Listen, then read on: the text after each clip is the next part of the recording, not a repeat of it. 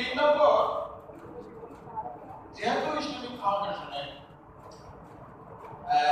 আমি সরকারি আলিয়া মাদ্রাসার প্রিন্সিপাল হিসাবে নয়, আমি বোর্ড অফ গভর্নর্সের একজন গভর্নর হিসাবে ইসলামিক ফাউন্ডেশনের যে বিষয়টি আমরা বিশেষভাবে গুরুত্ব দেই সেটা হলো আকীদা।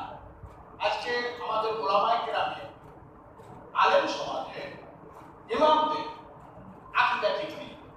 দুঃখের সঙ্গে বলতে হয়, আমি না বলে পারছি না। অনেক ওলামায়ে কেরাম বলেন নবী করিম সাল্লাল্লাহু আলাইহি ওয়াসাল্লাম মদিনার ওই মাটিতে মরে গলে পচে শেষ হয়ে গেছে।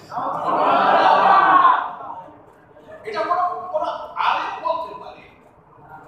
কোন আলেম বলতে পারে? ওয়ালা তাকুলু লিমা ইউকালু ফি সাবিলিল্লাহ ইয়া আমর। শহীদদের সম্পর্কে, সামান্য শহীদ তাদের সম্পর্কে বলা হয়েছে তারা মরে না, তারা ইয়াহুম, তারা জীবিত, ওরা কিলা তাসরুন, কিন্তু তোমরা বোঝো না। নবী করিম সাল্লাল্লাহু আলাইহি ওয়াসাল্লাম ইরশাদ করেছেন, আম্বিয়া কিরাম ইন্নাল্লাহা হারামা আলাল আরদি আল্লাহু আনসাদাল আম্বিয়া।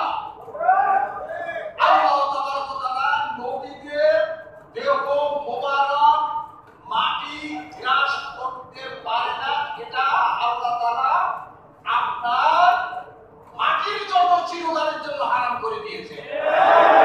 কাজে কেমন করে রাসূলুল্লাহ কিন্তু খাতুন নবী শ্রেষ্ঠ, ওনার সম্বন্ধে কথাই নেই, যেখানে অন্যান্য আম্বিয়া কেরাম তাদের আপনার শেষের মোবারক আপনার মাটির গ্রাস করতে পারে না। সেগুলো স্পষ্ট এই ধরনের কথাবার্তা আবু দাউদ শরীফের এই হাদিস থেকে আমি বলছি।